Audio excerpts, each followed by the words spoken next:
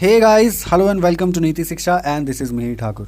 In the previous lecture, we were covered the article 15 to 19 of our fundamental right, and in today's part, we will discuss the article 20, 21 and 21A of our fundamental right. So without wasting your time, let's begin the today's session.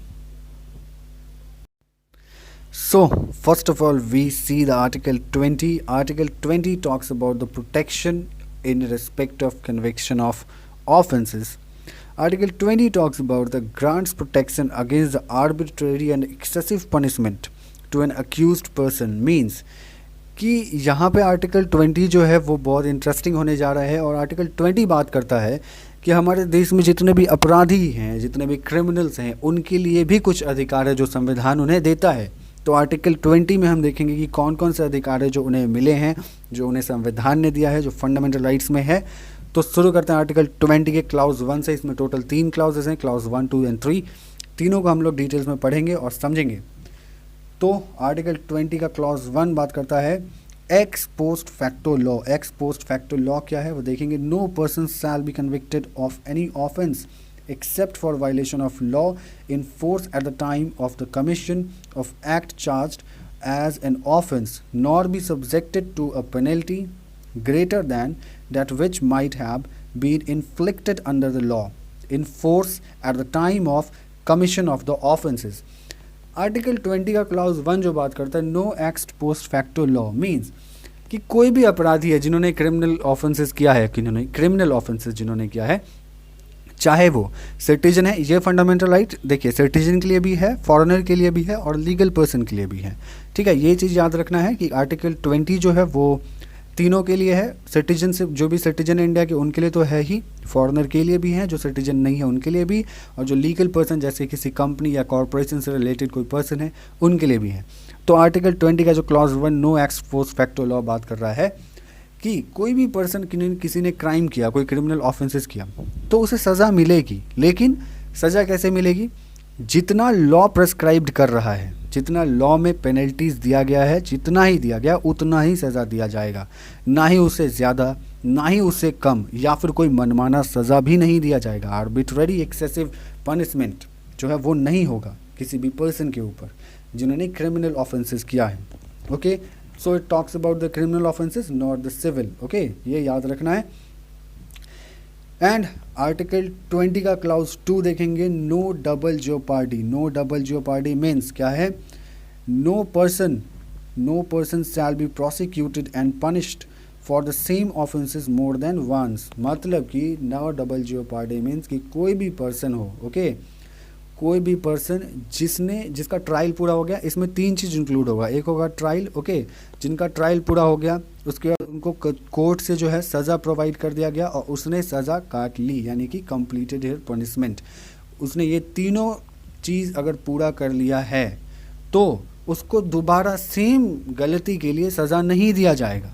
Okay, same गलती के लिए दोबारा उसको सज़ा नहीं दिया जाएगा। ये बात करता है आर्टिकल 20 का clause 2 no double jeopardy. No double jeopardy means कि किसी भी पर्सन को सेम गलती के लिए दोबारा सज़ा नहीं दे सकती है कोर्ट या फिर जुडिशियरी। ओके, आर्टिकल 20 का क्लॉज 3 अब हम देखेंगे। तो आर्टिकल 20 का 3 बात करता है क्लॉज कि no self incrimination. No self incrimination मतलब क्या होता है कि no person accused of any offences shall be compelled to be a witness against himself. Means कि किसी भी पर्सन को, कोई भी पर्सन हो जिसने कोई क्राइम किया है, ओके, जिसने कोई क्राइम किया, यहाँ पे दिया है पर्सन अक्यूज्ड, उसे कोई भी कंपेल्ड नहीं कर सकता, यानी कि कोई भी मजबूर नहीं कर सकता है कि वो खुद के लिए विटनेस बने, है ना, खुद के लिए एविडेंस इकट्ठा करे। सेल्फ इंक्रीज उसको मजबूर नहीं किया सकता है कि नहीं तुमने ये गलती की, तुम एक्सेप्ट करो, नहीं, ऐसा नहीं किया जा सकता है। वो काम जुडिशरी का है, वो काम पुलिस का है कि उसको प्रूफ करे। आप डायरेक्ट उस क्रिमिनल जो एक्यूज्ड हैं उसको आप डायरेक्ट कंपेल नहीं कर सकते कि नहीं तुम एक्सेप्ट ही करो, उसको मार पीट के नहीं कर सकते।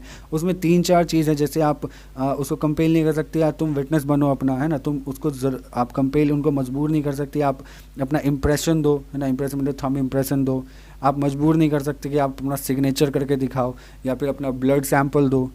ठीक है, ऐसा आप नहीं कर सकते, मजबूर नहीं कर सकते आप, मतलब उसको ज़बरदस्ती उसके साथ नहीं कर सकते।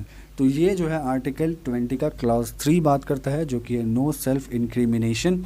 तो मैंने जैसा कि कल ही बताया था कि हमारा संविधान बहुत ही खूबसूरती के तरीके से लिखा गया है और कितना अच्छा है कि सभी को अपने अपने अधिकारों को बहुत अच्छी तरीके से एंजॉय करने के लिए एक अच्छे अच्छे प्रोविजंस को डाले गए हैं कि किसी के भी साथ उनका ह्यूमन राइट वायलेशन ना हो, चाहे वो एक आम नागरिक हो, चाहे वो एक क्रिमिनल ही क्यों ना हो, उसके लिए भी कुछ अधिकार डाले गए हैं।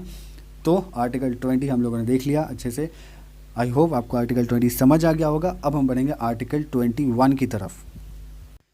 ओके नाउ अब हम देखेंगे article 21। Article 21 talks about the protection of life and personal liberty. और आपको पता है ये आर्टिकल जो है वो बहुत ही ज़्यादा इम्पॉर्टेंट आर्टिकल है, क्योंकि ये राइट टू लाइफ की बात करता है, प्रोटेक्शन ऑफ लाइफ की बात करता है, पर्सनल लिबर्टी की बात करता है। और इस आर्टिकल के अंदर बहुत सारे राइट्स हैं। राइट टू लाइफ के अंदर बहुत सारे राइट्स हैं, उनको हम कभी और डिस्कस करेंगे, लेकिन हम अभी देखेंगे कि मेन जो काम है आर्टिकल 21 का वो क्या है। So article 21, no person shall be deprived of his life और personal liberty except according to procedure established by law. ये भी बहुत इंटरेस्टिंग आर्टिकल है। यहाँ दिया गया है कि आर्टिकल 21 के तहत आपको राइट टू लाइफ है, आपका पर्सनल लिबर्टी है, आप अच्छे से जी सकते हैं, आप अच्छे से रह सकते हैं, आपकी लिबर्टी, आपकी आज़ादी को कोई छीन नहीं सकता।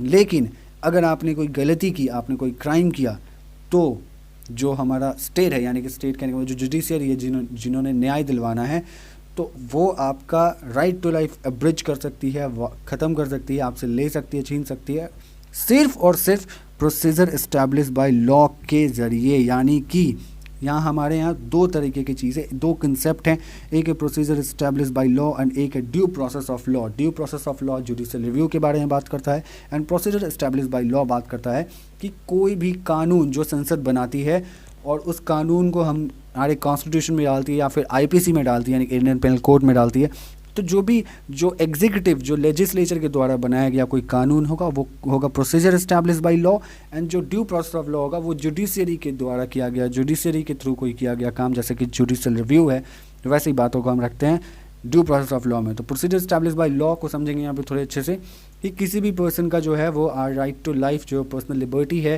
Protection of life and personal liberty, article 21 जो है वो नहीं लिया जा सकता।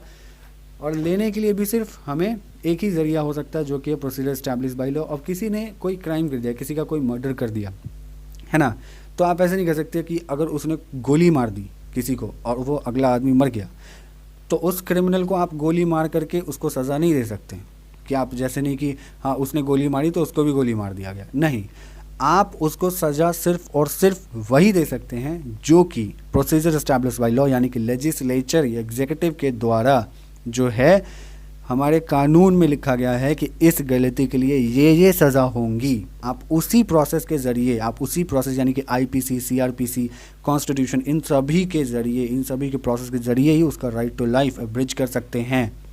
ओके, तो ये जो हमारा राइट टू लाइफ है ये बहुत ही ज़्यादा इम्पॉर्टेंट आर्टिकल माना जाता है।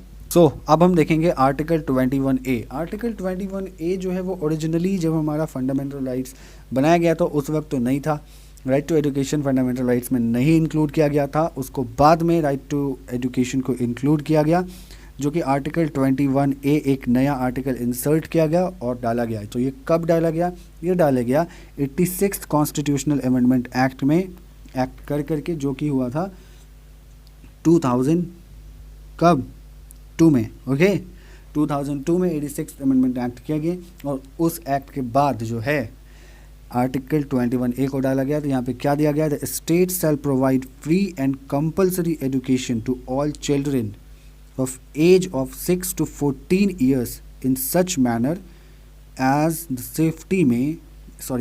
state may by law determine। means कि स्टेट जो है वो कंपलसरी तरीके से, मतलब ऐसा नहीं कि हाँ मतलब देगी, नहीं, कंपलसरी मैंडेटरी है उनको एजुकेशन प्रोवाइड करना है, जो कि 6 साल से लेकर के 14 साल के बच्चे हैं उनको फ्री में देगी एजुकेशन। ये राइट टू एजुकेशन है और ये आपका मौलिक अधिकार है कि कोई बच्चे को एजुकेशन नहीं मिल रही है तो स्टेट का ये काम है कि वो उसे फ्री एजुकेशन प्रोवाइड करे, अगर वो 6 साल से लेकर के 14 यानी कि 14 साल की उम्र के बच्चे हैं तो। ठीक है, इसमें बाद में कुछ एक्ट्स भी लाए गए, जैसे राइट टू एजुकेशन एक्ट 2009 भी आया था, उसके साथ भी कुछ प्रोविजंस ऐड करे गए। तो आई होप आज का लेक्चर आपको पसंद आया होगा। आज हम लोगों ने आर्टिकल 20 का तीनों क्लॉज 21 एंड 21A तीनों को डिस्कस किया अच्छे से, and I hope you like the lecture. If you like the lecture so please do like, share and subscribe to Niti Shiksha, and see you in the next one. Good bye, take care.